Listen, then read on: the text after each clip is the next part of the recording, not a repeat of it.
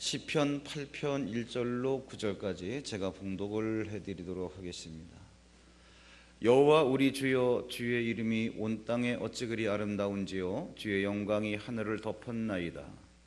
주의 대적으로 말미암아 어린아이들과 젖먹이들의 입으로 권능을 세우시며 이는 원수들과 보복자들을 잠잠하게 하려 하심이니이다. 주의 손가락으로 만드신 주의 하늘과 주께서 베풀어 두신 달과 별들을 내가 보오니 사람이 무엇이기에 주께서 그를 생각하시며 인자가 무엇이기에 주께서 그를 돌보시나이까. 그를 하나님보다 조금 못하게 하시고 영화와 종기로 관을 씌우셨나이다. 주의 손으로 만드신 것을 다스리게 하시고 만물을 그의 발 아래 두셨으니 곧 소와 모든 소와 양과 들짐승이며 공중의 새와 바다의 물고기와 바닷길에 다니는 것이니이다. 여호와 우리 주여, 주의 이름이 온 땅에 어찌 그리 아름다운지요. 아멘. 우리 시간 앞뒤 자분과 인사하시면서 자리에 앉겠습니다.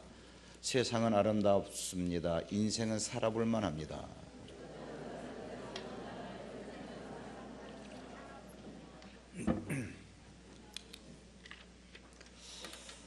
제가 일반대를 나와서 사업도 조금 하다가요, 하나님의 음성을 듣고라기보다도 하나님께 강권적으로 이끌림 바 되어 신학교를 가야 되겠다라고 하는 생각을 하게 됐습니다. 생각에 하나님께 부름을 받고 또 가야 할 곳이 신학교니까 이 모든 것들은 주의 은혜로 되어지는 게 아니겠느냐. 은혜가 뭐냐? 우리의 노력 없이 그냥 되어지는 거 아니겠냐. 그래서 시험을 보러 갔는데 떨어졌구나. 1년 뒤에 또 준비해 가지고 봐야지.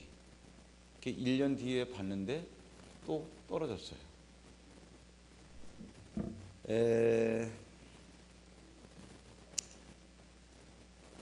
안 갈 수는 없고 다시 1년을 준비해 가지고 가자. 봄 되니까 놀러 다니기 좋지요. 저는 교회 생리를 잘 모르는데 교인들이 이렇게 출석률이 떨어질 때를 보면 우리 집사람이 그걸 잘 알아요. 단풍놀이 갈 때 떨어지고, 그 다음에 결혼식 많은 절기에 떨어지고, 봄나들이 갈 때 떨어지고. 그러면 어떻게 된 거야? 봄에는 봄, 여름이면 바캉스, 가을이면 결혼 시즌. 겨울이 제일 많겠구나. 추워서 오도가도 갈 데 없이. 그래서 봄이면 봄이라 좋고 여름이 여름이라 좋고 가을은 또 이렇게 단풍놀이 가기 좋고, 그러다 보니까 또 시험 볼 때가 돼가지고 봤는데 또 떨어졌어요. 너무나 순진해가지고 신학교니까 하나님의 은혜로 가는 데니까 어떻게 총장님에게 이 사정을 말씀드리면 되지 않겠냐. 그래가지고 그때 감리교신학대학에 구내에 공중전화 박스가 있는데 추운 겨울날 시험 보고 나서 교수 사정에는 다 열린 다음에 불합격 통지를 받고, 그래도 규모가 작으니까 교수들끼리 어떻게 얘기하면 될 거야. 그래가지고 총장님에게 겨우 전화를 했는데 하도 떨어지니까 저 이번에 시험 본 박창두입니다 그랬더니 알고 있어요 그러더라고요. 그렇게 유명했던 제 이름인데, 그래서 교수님한테 제가 만나보고 상의 드릴 일이 있습니다. 그런 것들이 허락이 안 되죠. 그 추운 겨울날 공중전화 박스에서 전화통을 붙잡고 얼마나 울었는지 제가 그랬습니다. 하나님 앞에. 하나님께서 오라 그러셔서 신학교를 가야 될 입장인데 내가 뭐 그렇게 잘못한 게 있어가지고 죄도 없는데 나는 대학교에 붙기를 원하는데 이렇게 보기만 하면 떨어집니까? 고난이라고 하는 것은요, 인생은 고통의 바다, 그래가지고 고해라고 하는데 쉽게 표현하면 인생이 고생으로 가득 차 있다, 그러한 얘기예요. 겉보기에는 고생인데 고생을 들여다보면 고통이 있고 고난이 있습니다. 고통이라고 하는 것은 내가 지은 죄 때문에 당하는 아픔이고요, 고난이라고 하는 것은 내가 하나님 앞에 잘못한 것이 없는데도 겪어야 되는 아픔들이에요. 겉보기에는 똑같이 고생처럼 보이지만 본질은 다릅니다. 그 고통이라고 한다면 내가 지은 죄를 해결하면 돼요. 그러나 고난이라고 하는 것은 하나님 앞에 잘못도 없는데 내가 왜 이러한 어려움을 겪어야 되느냐, 그러한 얘기가 되겠죠. 교회 안에서 제가 평신도 생활을 해보니까 고난을 당할 때에 그 고난당한 사람 위해서 기도해 주는 사람도 있지만 정말 그것들을 바라보고 그것들을 이렇게 소문을 들으면서 즐긴다 그러긴 뭐하지만 오히려 도와주지는 않고 기도해 주지는 않고 흉보면서 뒤에서 이런저런 얘기하는 사람들이 더 많구나 라고 하는 것을 제가 그때 알게 됐어요. 그러한 환경에 놓이다 보니까 얼마나 민감해지는지, 저 멀리서 내가 설마 못 듣겠지 하고 사실 또 말하는 사람들은 별 뜻도 없어요. 그런데 그것이 가슴에 명백하게 들리는 거 있지요. 별 귀가 다 발달되더라고요. 그 지경이 되니까 정말 또렷또렷하게 들리는데 뭐라 그러느냐 하면, 혜령 아빠는 일반대 나왔다면서 요즘은 감리교 신학대학 가기가 그렇게 힘든가 보지. 사실 그 신학대가 그렇게 어렵지가 않거든요. 그 알면서 그렇게 하는 얘기예요. 그렇게 하는 얘기가. 그러면서 돈도 없지, 시험을 보기만 하면 떨어지지, 그러니까 뒤에서 수근수근 되는 거예요. 기도해 주는 사람은 그렇게 많지 않습니다. 어떤 여자 집사님이 한 분이 기도해 준다 그러는데 그분이 기도를 많이 한대요. 그렇게만 제가 들었습니다. 기도 많이 하신다는 분이 우리 집사람을 위로해 주려고 그러는지 모르지만 걱정하지 마, 혜령 아빠 올해는 붙어. 그 얘기를 또 저한테 하길래 난 또 붙는 줄 알고 가서 봤는데 또 떨어졌어요. 또 괄괄한 제 성격이 그 집사님 불러가지고 나 붙는다며. 떨어졌어? 어떻게 된 거예요? 너무 난처하잖아요. 또 여자 집사님이 하나님 앞에 가서 항의를 한 거예요. 하나님 왜 떨어졌습니까? 붙는다 그러셨는데. 근데 도대체 왜 붙는다 그랬어요? 물어보니까 기도를 하는데, 나를 위해서 기도하는데 환상을 보여주시더래요. 우리 교회 예배당, 그 충주 서부교회 예배당인데 그 앞자리에 두 줄에 누군가가 한 줄에 한 명씩 둘이 앉아서 막 열심히 공부를 하는데 한 명은 분명히 혜령 아빠들이에요. 그러니까 저렇게 열심히 하는데 시험 보려고, 시험 보는 건지 공부하는 건지 모르지만 저렇게 주 앞에서 열심히 하는데 올해는 됐지. 그 환상을 보고 저한테 붙는다고 해석을 해준 거예요. 그걸 믿고 봤는데 떨어진 거예요. 그래서 제가 막 몰아세웠더니 하나님 앞에 가서 하나님 보여주신 건 뭡니까? 그랬더니 나머지 공부하는 거다. 그러더니 그 말을 안 하면 좋은데 또 나한테 하는 거예요. 혜령 아빠 내가 보긴 봤는데 잘못 봤어. 이게 나머지 공부하는 거래. 이런 것들이 참 감당하기 어려워요. 그런데 나중에 제가 깨달았습니다. 마지막으로 떨어질 때 감독하는 그 교수님이 뭐라 그러시는 거 아니? 우리 학교는 다른 거는 다 뭐 100점 맞는다 치더라도 영어가 실력이 안 되면 우리는 안 뽑습니다. 그 학사 편입이라고 하는 것은 재학생의 10%를 뽑는데 40명 정원이니까 4명 TO가 나겠죠. 4명 뽑는데 40명 오면 10대 1 되는 거예요. 그런 시험을 계속 떨어지는 거예요. 근데 재미있는 게 학교가 돈이 없어가지고 학사 편입을 받는다면서. 웬만하면 받지. 자존심은 있어가지고 어떤 해에는 3명 뽑고 어떤 해에는 2명 뽑고 4명까지 뽑을 수 있는데 심지어 어떤 해에는 1명밖에 안 뽑아요. 이유가 뭐냐? 실력이 없다는 거죠. 이 학교가 그렇구나. 다른 데를 가려면 몰라도 감리교 신학대학을, 저는 학사 편입을 했거든요. 3학년으로. 감리교 신학대학을 가려면 대가를 치르고 가야 되겠구나. 그래서 제가 공부를 했습니다.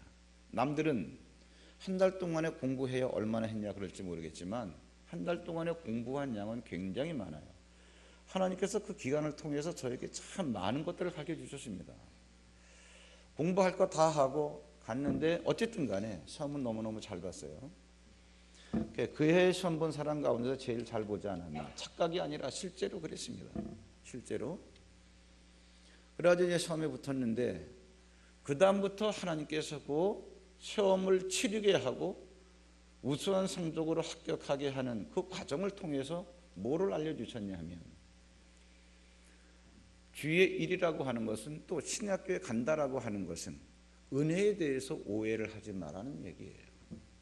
은혜는 죄는 네가 졌음에도 불구하고 예수님이 죄값을 치르려고 네 대신 죽으셨기 때문에 너는 공짜로 구원받았다지. 근데 공짜로 구원받은 사람에 대해서 하나님은 어떤 눈으로 보시느냐? 예수가 죽으신 거와 똑같은 눈으로 보시는 거예요. 네가 죽었다는 거예요. 네가 죽었다는 거예요. 근데 우리는 너무나 아무런 대가도 지불하지 않는 공짜, 이걸 은혜로 착각을 했더라 그런 얘기죠. 제가 만약에 진짜 제가 생각했던 대로 은혜롭게 들어간다, 공부 안 하고 설렁설렁 가가지고 대학교 들어가고 목사가 돼서도 설렁설렁 공부하고 대충 설교 때우고 아마 이런 식으로 오해를 만약에 은혜에 대해서 했더라고 한다면 아마 저는 목회 현장에서 견디지 못했을 거예요. 대학교에 들어가서도 중간고사, 기말고사 볼 때 참 유별났습니다. 4명이 들어갔는데 4명이 팀워크를 이뤄가지고 어떻게 극성을 부렸는지 저희들이 시험 공부 준비하는 그런 모든 시험 페이퍼 북들 다 우리 손에서 나왔어요. 그거 갖고 학생들이 다 공부하고 시험 준비하고 정말 시험 발표가 딱 되면 2주일 동안 하루에 40분 자고 2주일을 버텨요. 하루에 40분 자고 4명이 교대로 언제 깨워주세요, 언제 깨워주세요 이렇게 하고 참 극성맞게 했습니다. 목회 현장에 나와 보니까는 성경이 하얀 건 종이고 까만 글씨인데 도대체 이런 성경책에서 무슨 말을 어떻게 하라는 얘기냐, 답답하죠. 목회 현장에서도 이것이 그냥 하는 게 아니라 대가를 지불하는구나. 그래서 목사가 그냥 보기에는 뭐 그냥 설교 3번 하고 끝나는 것 같지만 그렇지 않습니다. 하루에 10시간씩 지불을 하면서 책상에 앉아가지고 하나님의 말씀을 보고 함께 기도도 하고 이러죠. 난 그래서 나는 잘못이 없는데 내가 왜 3년씩 떨어지면서 그 많은 수모를 겪어야 됐는가. 그런데 그 고난이 나에게 준 유익이라고 하는 것은 이루 말할 수가 없어요. 바울이라고 하는 사람이 신라와 전도 여행을 하는데 2차 전도 여행 때 마케도니아 빌립보에서 전도를 하는데 귀신 들린 여자가 하나 있는 거예요. 귀신을 쫓아냈습니다. 좋은 일이죠. 하나님의 사람이 하나님의 일을 한 건데 그 다음에 돌아온 거는 뭐냐. 그 귀신 들린 여종, 왜 여종이라 그랬냐 하면 귀신 들린 사람을 이렇게 고용을 해가지고 점을 치게 하면서 월급을 받게 하는 그 사장이 있어요. 그래서 모든 복채는 다 사장이 수합을 해가지고 점쳐주는 사람에게 월급을 주는, 그래서 여종이라 그래요. 귀신 들린 여종에게서 귀신을 쫓아냈어요. 그리고 나서 돌아온 건 뭐냐, 그 사장단들이 모여가지고 자기들의 수익이 끊어지니까, 왜? 귀신이 나가니까 이제 점을 못 치는 거예요. 그리고서 이 바울과 실라를 모함하더라 그런 얘기죠. 우리가 듣지도 보지도 못한 풍속을 전합니다. 내버려둬서 되겠습니까? 그래가지고 사람들이, 군중들이 모여가지고 바울과 실라의 옷을 벗긴 다음에 벌거숭이들을 갖다가 매로 치기 시작하죠. 그리고 감옥에다가 쳐놓습니다.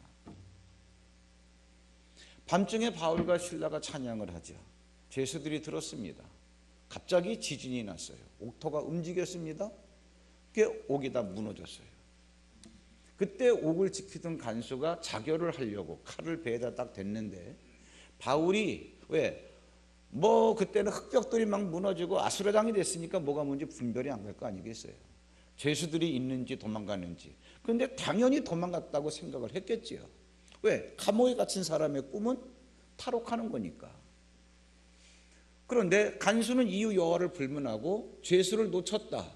그럴 때는 무조건 사형입니다.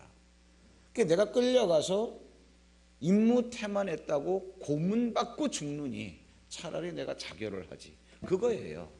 근데 바울이 뭐라 그러는 거 아니? 우리가 여기 있다, 네 몸에 손대지 말라. 깜짝 놀래가지고 바울에게 달려와서 그럽니다. 우리가 어떻게 해야 구원을 받을 수 있겠습니까?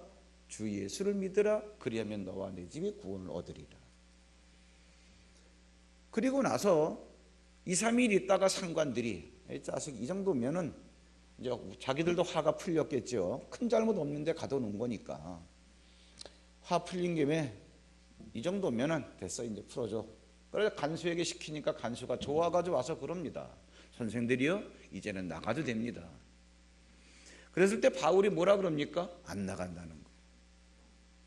그러면서 로마 시민인 우리들을, 로마 시민권을 가지고 있죠. 로마 시민인 우리를 죄도 정치 않고 이제는 가만히 놓아주려고 하느냐? 아니다. 그들이 와서 우리를 데리고 나가야 한다. 못 나간다. 상관들이 깜짝 놀래가지고 오죠. 어떻게 된 거냐 이거 도대체. 잘못했다. 빌지요. 그러니까 바울이 빈다면 사과를 받아주고 나가겠다. 이제 루디아의 집에 가는 거예요. 자, 16장에 나오는 이런 스토리인데 여기 대해서 여러분들 가만히 들으시다가 좀 이상한 게 있어요. 한두 군데. 뭐냐? 지진이 나가지고 옥터가 움직여서 이 모든 옥문들이 열려서 간수들은 자결하려고 그러는데 그럼 자살하라 그러든지 내버려 두고 도망가야 되는데 왜 도망을 안 갔냐? 그러한 얘기가 되겠죠. 바울이 알고 있는 게 있어요. 뭐냐? 내가 예수 그리스도를 만난 다음에 하나님의 사람으로 하나님의 일을 하는데 지금 하나님의 일을 하고 있다. 나쁜 게 아니에요. 죄 지은 게 아니에요. 나는 죄를 짓지 않았는데 왜 나에게 사람들이 몰려들어서 내 옷을 벗기느냐? 왜 매를 때리려고 하느냐? 그리고 왜 나를 감옥에 가뒀냐? 자, 감옥에 갇힌 상태에서 지진이 일어나고 옥터가 움직여서 감옥이 다 무너졌다. 도망갈 수 있다 얘기예요. 그런데 하나님이 의미 없이 자기의 능력을 사람에게 보여주기 위해서 심심하니까 야, 할 일도 없는데 한번 능력 한번 보여줄까? 그래서 감옥에 가다 놓고 감옥을 허물어 버린 건 하나님이니까 도망가라. 이런 하나님이겠냐? 그러한 이야기예요. 이해가 안 가잖아요. 잘못이 있어가지고 내가 감옥에 갇혔다라고 한다면 기회가 되면 내가 탈옥할 수도 있고, 그렇지만 잘못 없는 나를 감옥에 가두어 두셨을 때는 이유가 있을 거 아니냐. 이유가 뭔지 모르지만 내가 감옥에 갇혔는데 되어진 일이 아무것도 없는데 실컷 매를 맞고 감옥에 갇혀 있다가 내가 도망간다면 그거 이상하지 않냐? 내가 감옥에서 도망갈 이유가 없다는 거죠.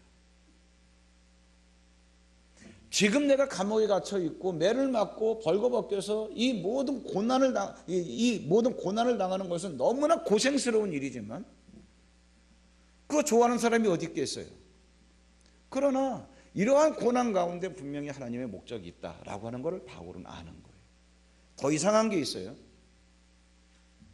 로마 시민이다 우리가. 로마 사람은 아니에요 바울이. 근데 로마 시민권이 있는 거죠.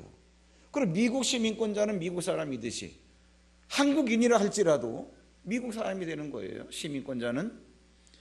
바울이 어떻게 로마 시민권을 소유하게 됐는지 모르겠지만 시민권이 있어요. 그러면 로마는 법치주의 국가고 또 빌립보 거기 마케도냐 지역은 로마의 속주입니다. 로마가 지배한 그런 정복한 나라 중에 하나죠. 그러면 로마의 속주이기 때문에 거기에 상관들은 반드시 로마법에 의해서 모든 것들을 관할해야 되는 거예요.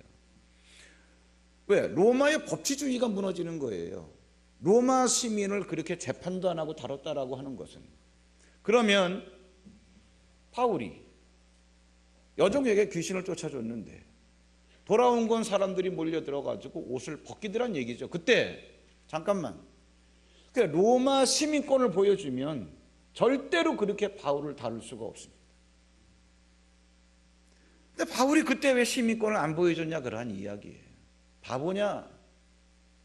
바울만큼 당대에 공부 많이 한 사람이 없습니다. 바울이 바보냐? 전 그때는 경황이 없어가지고 놀라서 그랬다 치더라도 다짜고짜 때릴 거 아니겠습니까? 묶어놓고 때리겠다. 그리고 때릴 거 아니겠어요?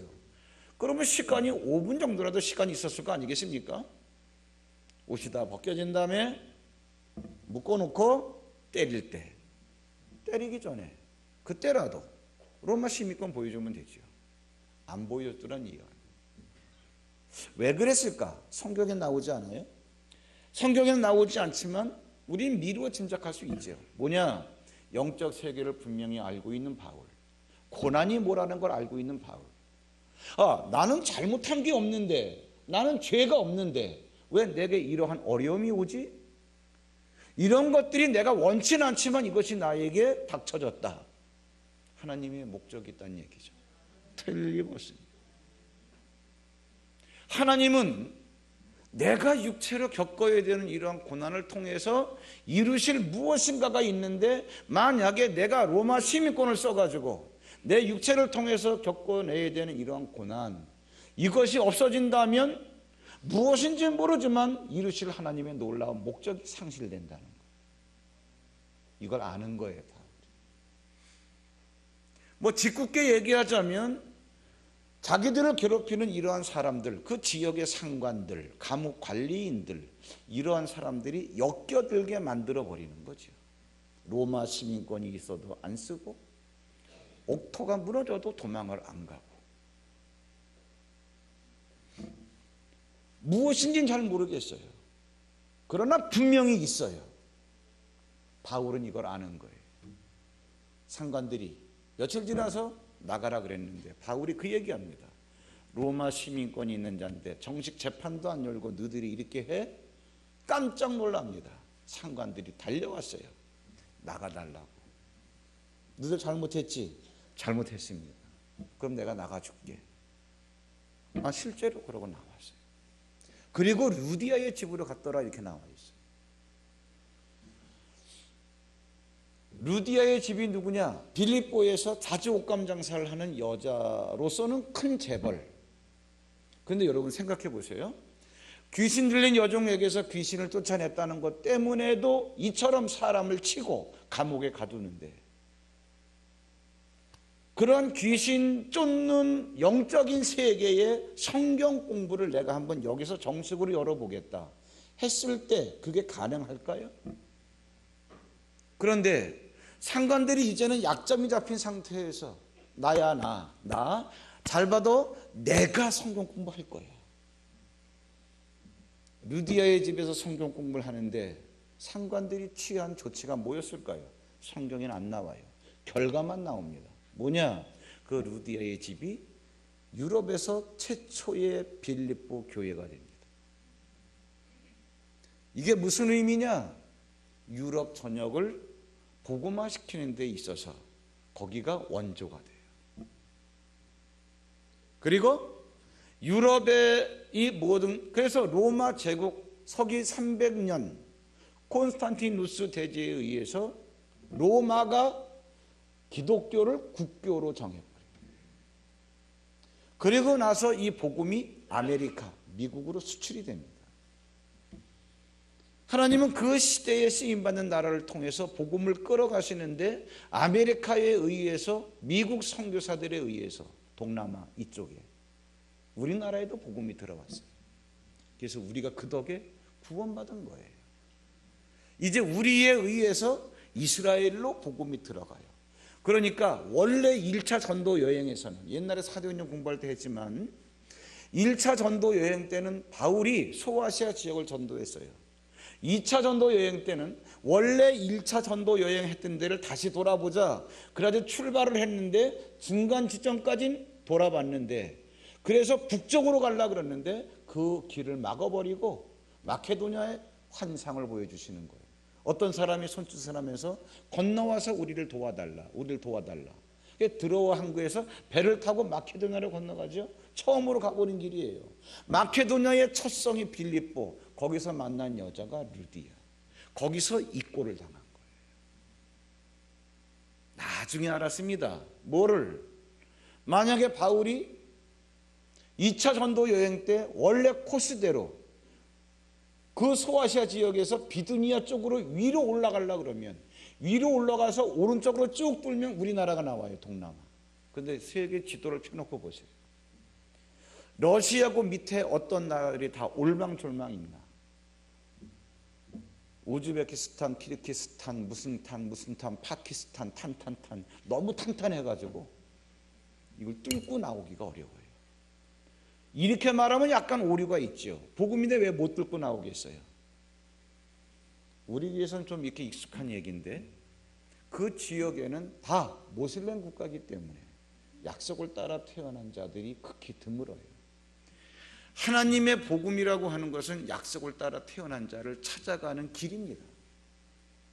그래서 거기서 뚫고 나와도 별 효율성도 없고 몇 명 구하자고 그 길을 택하느니 수십 수억의 인구가 깔려있는 어떻게 유럽, 아메리카로 해가지고 동남아로 돌아서 이제 마지막 코스로 글로 들어가고 있는 거예요. 간단히 얘기하면 이겁니다. 만약에 하나님과 바울이 직접적으로 대면했다면 바울아, 네가 잠깐 벌거벗기고 네가 잠깐 매를 맞고 감옥에 갇히는 거 네가 그걸로 만약에 유럽이 복음화가 되고 아메리카로 건너가서 동남아를 한 바퀴 돌면서 세계를 쉽게 수월하게 효율적으로 복음화시키겠다고 한다면 너 그거 한번 맞을 수 있겠니 없겠니? 하나님의 메시지는 그겁니다. 자, 고난 속에 숨겨져 있는 비밀. 지금 이제 우리 주보 1면 넘기시고 2면 거기 보시면 고난에 대한 비밀. 바울이 지진으로 옥문이 열렸을 때 왜 도망가지 않았을까? 이해가 되셨죠? 동그라미 2번 맨 밑에 바울은 왜 로마 시민권을 사용하지 않았을까? 동그라미 2번 이해가 되셨죠? 그 다음에 3페이지에 고난은 뭐다? 아름다운 유익이다. 왜? 베드로전서 2장 19절 부당하게 고난을 받아도 하나님을 생각했기 때문에 슬픔을 참으면 이건 아름답다. 그러나 죄가 있어 매를 맞고 참으면 무슨 칭찬이 있으리요. 그건 고통이니까 그건 죄를 해결하면 되는 거예요. 그러나 잘못이 없음에도 불구하고 고난을 받는데 하나님을 생각하기 때문에 슬픔을 참으면 아름다워. 내가 죄가 없는데 이런 왜 어려움을 당하지? 하나님의 목적이 있구나. 참으면 너무너무 아름다운 결과가 있다는 거예요. 인생은 내가 살아가지만 내가 살아가는 인생에 대해서 하나님을 생각하고 내가 살아가면 얘기는 달라지는 거예요. 우리는 인생은 내가 살아가지만 하나님이 나를 도우세요. 그래서 내가 계획한 인생, 그래서 내 뜻대로 살아가는 인생이 많더란 얘기죠. 그게 아니라 뭐다? 내가 인생을 살아가면서 살아가는 인생을 가지고 하나님을 생각하면서 때로는 이해가 안 가는 고난이 오지만 하나님을 생각하기 때문에 참으면 그래 내가 잘못도 없는데 이러한 어려움이 올 때는 분명한 이유가 있어. 4번에 고난은 뭐다? 복이다. 실족할까 봐 이런 말씀을 해놓으신 거예요. 베드로전서 3장 14절에 뭐라 그랬습니까? 의를 위해서 고난을 받으며 복이 있는 자니 왜? 너희의 선행을 욕하는 자들로 비방하는 일에 부끄러움을 당하게 하려 함이라. 아주 중요한 게 있습니다. 하나님은 왜 이러한 고난을 주시느냐? 목적이 뭐죠? 베드로전서 4장 1절 이것 제가 풀어드려야 되는데 보세요. 그리스도께서 이미 육체의 고난을 받으셨으니 십자가에서 너희도 같은 마음으로 갑옷을 입으라.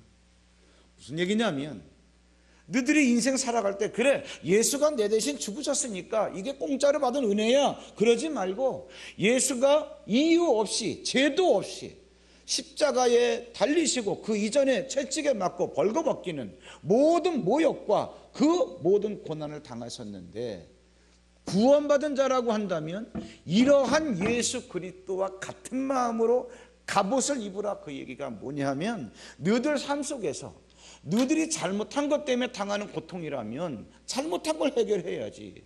그러나 잘못 없이 이러한 어려움을 당한다면 그래 하나님의 목적이 있구나. 나의 이러한 고난을 통해서 하나님의 목적이 이루어지는 거예요.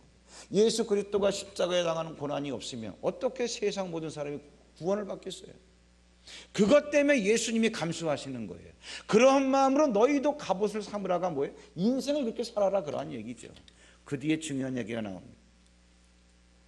이는 육체의 고난을 받은 자는, 왜 밑을 친 줄 아세요? 육체의 고난을 받은 자를, 사람들이 흔히 이걸 그리스도로 생각하는데 그게 아니에요. 육체의 고난을 받은 자가 뭐냐 하면은 예수 그리스도로 말미암아 구원받은 성도들을 말하는 거예요. 육체의 고난을 받은 자는 죄를 그쳤음이니, 우린 십자가로 죄가 끝났어요. 그 후로는, 구원받은 후로는 다시 사람의 정욕을 따르지 않고 우리가, 성도가 하나님의 뜻을 따라 육체에 남은 때를 살게 하려 합니다. 우리는 구원받은 사람들인데 살아가야 할 시간들이 있어요. 하나님이 질문하시는 거예요. 구원받은 네가 네 육체에 남은 때를 무엇을 위해서 살아갈 거냐. 그래서 죄가 없음에도 불구하고 어려움이 다가오거들라. 아, 나를 통해서 이루실 하나님의 목적이 있나 보다. 이걸 생각하고 참아라, 그 얘기예요. 그것 때문에 하나님의 목적이 이루어진다, 그러한 이야기예요. 남들이 볼 때는 저를 빈정거렸죠. 뭐 일반들 2번씩이나 나왔다면서 자꾸 떨어져. 신학교 그렇게 어려워? 말투만 들어도 알아요. 신학교 어렵지 않아요. 근데 왜 떨어져? 내가 은혜를 오해해가지고서 판판이 노는 거는 모르고. 그런데 저는 그것이 부끄럽지 않아요. 내가 은혜를 몰랐기 때문에 공부를 안 했을 뿐이고 공짜로 가는 건지 알고, 내가 잘못한 것이 있어서 떨어진 것이 아니기 때문에 자랑은 아니라 할지라도 최소한 부끄럽진 않아요. 우리가 신앙생활하면서 이런 일을 당할 수도 있습니다. 이러한 고난을 당하는 자, 이제까지 우리가 여러분 다윗 얘기를 시편을 다루면서 많이 했잖아요. 자기 셋째 아들에게 하극상을 당해가지고 쫓겨가는 인생, 얼마나 시간마다 다윗의 그런 고난스러운 삶을 많이 다뤘습니까? 그러한 고난을 겪은 다윗이 오늘 이 시편 8편도 마찬가지로 다윗이 쓴 거예요. 다윗이. 그런데 오늘 너무 의외의 시를 씁니다. 하나님의 이름이 어찌 그리 아름다운지요. 나올 법한 얘기입니까 이게? 그런데 고난을 통과하고 보니까 구약에서는 유일하게 다윗이 뭐라 그러냐, 나는 내 앞에 계신 하나님을 항상 배웠다라고 말하는, 정말 항상 하나님의 말씀에, 하나님의 영에 사로잡혀 살았던 사람. 자, 이제 이러한 눈을 갖고, 고난을 통과한 사람의 눈을 갖고 시편 8편을 보면 이해가 됩니다. 한번 시편 8편을 펴놓고 한번 한 절씩 읽어보세요. 저하고. 여호와 우리 주여, 주의 이름이 온 땅에 어찌 그리 아름다운지요. 왜? 하나님의 만물을 만드셨어요. 주의 영광이 하늘을 덮었나이다. 뒤에 보면 이제 사람이 어떤 존재인가가 나오는데, 하나님과 우리와의 끊을래야 끊을 수 없는 관계가 형성됐는데, 그러한 하나님께, 나와 그러한 관계를 맺으신 하나님께서 세상을 만드셨는데 온 땅이 어찌 아름답지 않겠어요?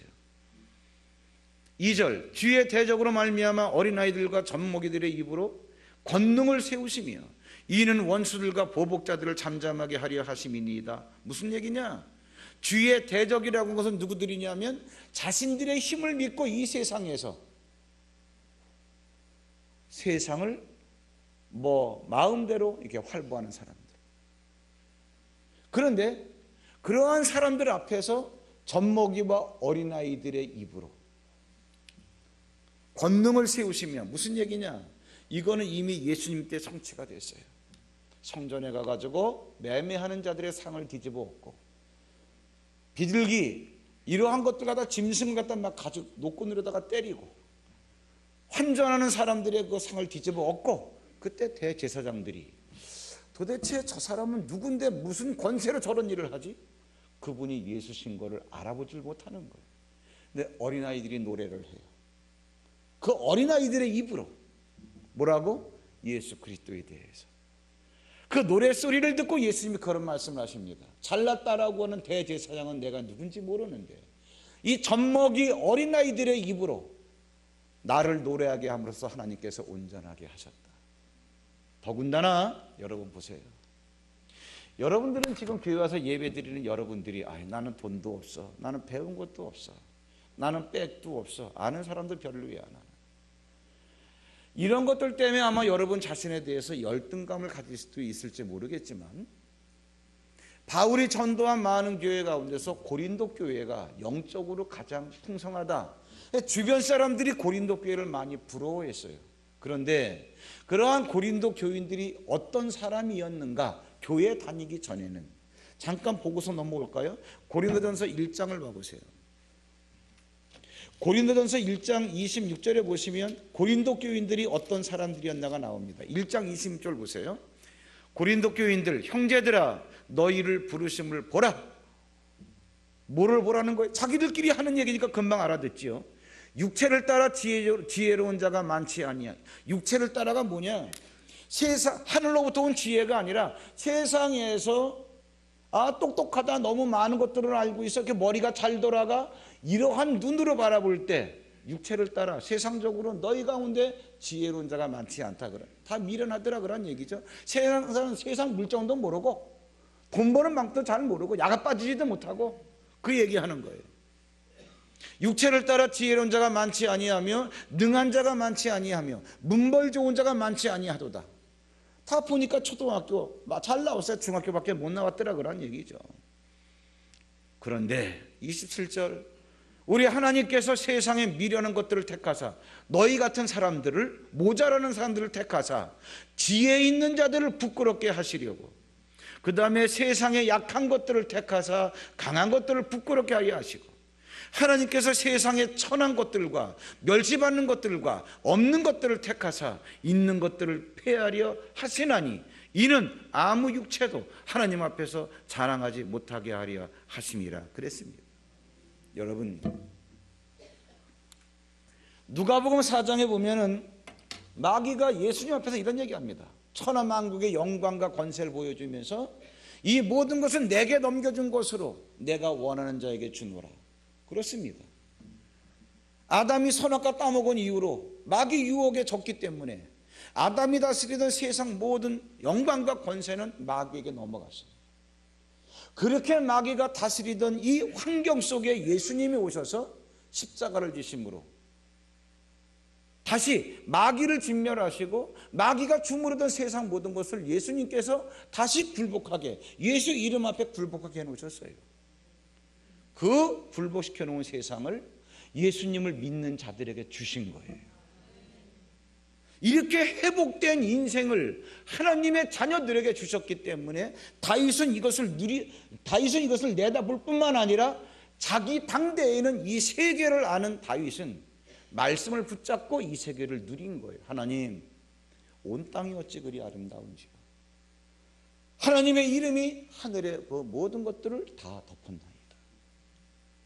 하늘과 땅에 하나님의 이름과 하나님의 영광이 있는데 하나님께서 함께 하시는 자에게는 어떻겠어요? 이게 생각만 하더라도 바로 그 얘기죠. 마귀가 주무르던 것을 예수님께서 마귀를 진멸하시고 뺏어서 하나님의 자녀들에게 넘겨줬다. 이 눈으로 보면은 세상이 아름다운 거예요. 말씀을 놓치면, 믿지 않으면 여전히 세상은 망해가고 썩어가는 세상이지만 그리스도의 눈으로 보면 구원하신, 그리고 구원받은 자, 우리들의 믿음의 눈으로 보면 세상은 아름다운 거다, 그 얘기예요. 보세요. 3절에 시편 8편 3절에 뭐라 그랬냐?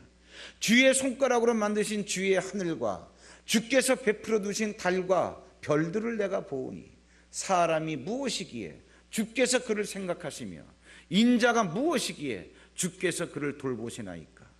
우리를 구원하셔서 하나님께서 우리를 돌보신다, 그 얘기예요. 그를, 사람을 하나님보다 조금 못하게 하시고 영화와 존귀로 간을 씌우셨나이다. 여러분, 창세기 2장 7절에 보면 하나님께서 흙으로 진흙덩이다가 생기인 하나님 자체의 영을 들어 부으신 거예요. 이렇게 생명이 없는 진흙덩어리에 생기인 하나님이 직접 들어오셔서 움직이는 사람이 이걸 생명이라 그래요. 하나님은 생기 자체이시지만 진흙 속에 들어와서 움직이는 진흙이 되게 만드는 거, 이걸 살아있는 영적인 존재, 생명이라 그러는 거예요. 그러니 하나님의 생기를 부여받아 가지고 움직이는 이 사람은 하나님보다 조금 못하지만 이 속에 하나님이 있으니 하나님께서 진흙덩어리에 얼마나 영광과 존귀로 관을 씌우셨냐, 그런 이야기예요. 왜 그러냐? 그렇게 영광과 존귀로 관을 씌우신 사람에게 어떤 일을 행하셨냐? 6절에 보시면 주의 손으로 만드신 것을 다스리게 하시고 만물을 그의 발 아래 두셨으니. 여러분, 이러한 사실, 구원받은 사실을 갖고 있는 하나님의 자녀에게 만물은 어떤 대상이냐? 다스리는 대상이에요. 다스리는 대상인데 너로 하여금 다스리지 못하게 하려고 하는 흑암의 세력의 괴롭히니 너로 하여금 다스리게 하려고, 그 결과를 주려고 너는 잘못이 없음에도 불구하고 육체로 하여금 그 고난을 통과하게 하시는 거예요. 결과는 뭐다? 다스리는 결과를 주시려고. 바울아, 야, 유럽의 복음을 하나도 모르지 않냐? 아메리카는 말할 것도 없지 않냐? 세상은 말할 것도 없지 않냐? 이제 겨우 이스라엘에서 예수가 와서 십자가에 죽으시고 복음을 아는 사람이라고는 이스라엘에 다 모여 있고 너처럼 이방으로 뛰쳐나간 애들이 한두 명밖에 안 되는데, 야, 전 세계 사람들이 다 구원받아야 될 거 아니겠냐? 네가 잠깐 잘못도 없지만 네가 벌거벗긴 다음에 매를 좀 맞고 감옥에 갇히는 걸로 인해서 만약에 세상이 다, 시간은 좀 걸리겠지만 복음화가 이루어진다고 한다면 너 한번 생각 좀 해봐라. 어떻게 생각하냐? 주님, 벌거벗기고 매를 맞을 정도가 아니라 제가 죽어도 그건 해야지요. 이럴 때 우리 몸에 경험되어지는 그것이 고난이라는 거예요. 그래서 이러한 고난을 당하는 사람, 죄를 그친 사람, 육체의 고난을 당한 자는 죄를 그쳤고 이후로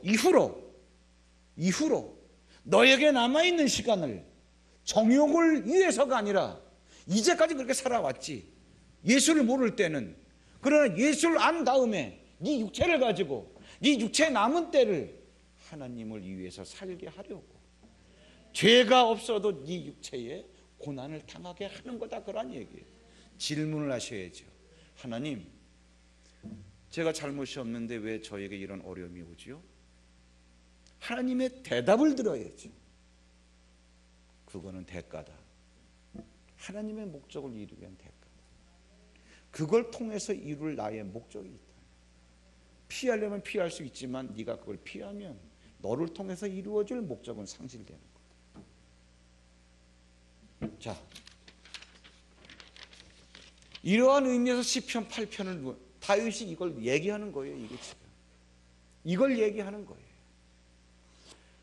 내가 내 아들에게 쫓기는 인생을 살았다 할지라도 내가 잘못한 게 없는데, 잘못한 것이 없는 내 눈으로 바라보니까 하나님, 어찌 그리 세상이 아름답습니까? 사람이 뭔데, 인자가 뭔데 하나님보다 조금 못하게 만들어 놓으시고 그 하나님보다 조금 못한 사람에게 이처럼 관심을 가져주십니까? 그리고 하나님께서 만들어 놓으신 만물을 이렇게 다스리게 하십니까? 결론을 내리겠습니다. 4페이지 중간에 큰 3번, 인생을 아름답게 사십시오. 어떻게? 나에게 찾아온 고생이 고통이라면 죄를 해결하면 됩니다. 그럼 풀려요, 그 문제가. 2번, 내게 찾아온 고생이 고난이라면 어떻게? 즐겨라. 어떻게?